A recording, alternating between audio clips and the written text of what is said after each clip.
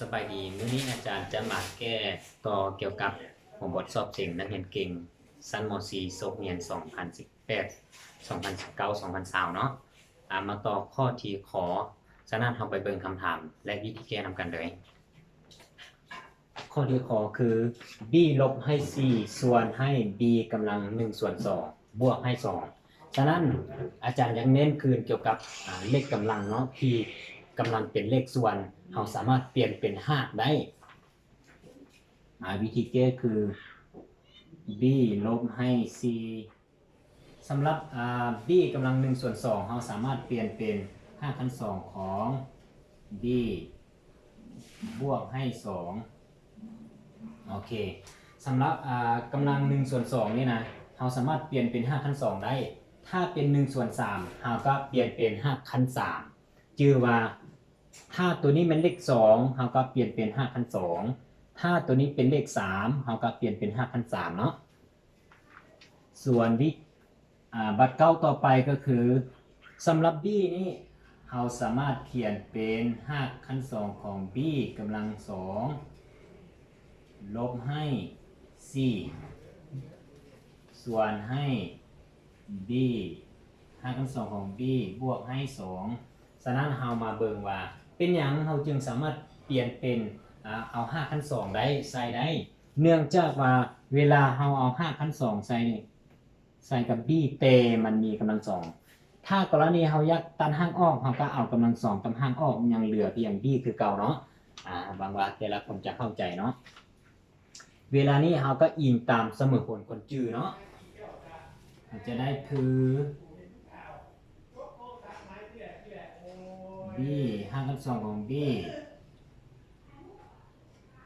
ทั้งหมดกำลัง2ลบให้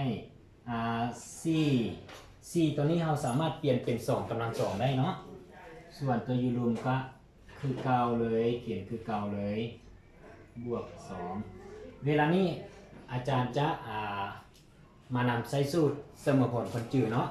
เบิ่งตามสูตรนี้เลยสูตรเอาได้คือ5คัน2ของ b กำลัง2ลบให้2กำลัง2ฉะนั้นเราควรใช้สูตรคือ a กำลัง2ลบให้ b กำลัง2เท่ากับ a บวกให้ b คูณให้ a ลบให้ b เนาะเราก็นำใส่ตามสูตรตัวนี้เลยเนาะสูตรเสมอผลคนจืดนี่เลยส่วนว่า5คัน2ของ b เทียบเป็น a 2เทียบเป็น b โอเคเราก็จะได้เป็นอยู่ในรูปหางแบบนี้แล้วเราก็มาแทนตามโครงหางแบบนี้เลยเนาะคือเราจะได้ a คือว่าเป็น5คัน2ของ b 5คัน2ของ b บวกให้ b ก็คือ2 b ก็คือ2คูณให้ a ลบให้ b a คือ5คัน2ของ b เนาะ5คัน2ของ b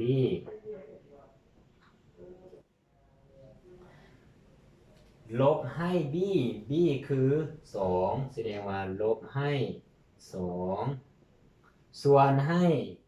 พูดก็คือเก่าเนาะส่วนให้5คัน2ของ b บวกให้2เวลานี้เราก็มาเบิ่งว่า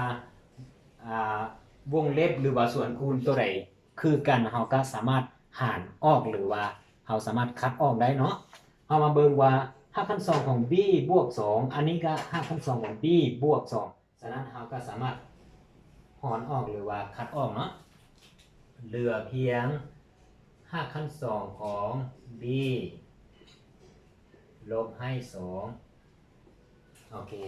สำหรับข้อที่ข้อนี้เนาะผลออกก็คือ5คัน2ของ b ลบให้2ฉะนั้นอาจารย์จะมาเน้นคืนเกี่ยวกับเลขกำลังและเวลาเขาแก้ออกมาเขาจะนำใช้สูตรตัวใดเพื่อจะง่ายในการแก้เนาะบัตรเก่าทำอีกก็คือเขามาเบิ่งว่าถ้ามันเป็นเลขกำลังที่เป็นกำลังเลขส่วนหรือว่าเป็นเลขส่วนเนาะคือกับb กำลัง1ส่วน2นี้จือว่าถ้าแมนเป็นเลขกำลังเป็นเลขส่วนเราสามารถเปลี่ยนเป็นหากได้ ซึ่งว่า1ส่วน2เราก็เปลี่ยนเป็น5คัน2แต่ถ้าเป็น1ส่วน3เราก็เปลี่ยนเป็น5คัน3โอเคแต่บนเลขก็คือ1ส่วน2ดังนั้นอาจารย์จึงเปลี่ยนเป็น5คัน2ส่วนตัวอื่นก็คือเก่าเบิดแต่บอนนี้เป็นอย่างอาจารย์จึงเอากำลังสองมา เนื่องจากว่าอาจารย์อยากนำใช้สูตร a กำลังสองลบ b กำลังสองเนาะฉะนั้นอาจารย์จึงเอายกกำลังสองให้ b แต่ต้องเอา5ขั้นสองมาเนาะแต่ถ้ากรณีว่าเราเอา5ขั้นสองมาแต่เราบ่ให้กำลังมันจะบ่ออกตัวเก่าเนาะถ้ามันบ่ออกตัวเก่าแสดงว่าเราแก้ผิดมันเปลี่ยนไปบ่ได้เนาะฉะนั้นจื่อว่าถ้าเราเอา5ขั้นสองใส่ต้องเอากำลังสองให้มันพร้อม ฉะนั้นเราจะเปลี่ยน c เป็น2กำลัง2ให้คือกับสูตรให้คือกับสูตร a กำลัง2ลบ b กำลัง2ฉะนั้นเราก็นำใส่สูตรตามปกติเลยแล้วจะได้คำตอบก็คือ5ขั้น2ของ b ลบให้2เนาะสำหรับข้อที่ขออาจารย์ก็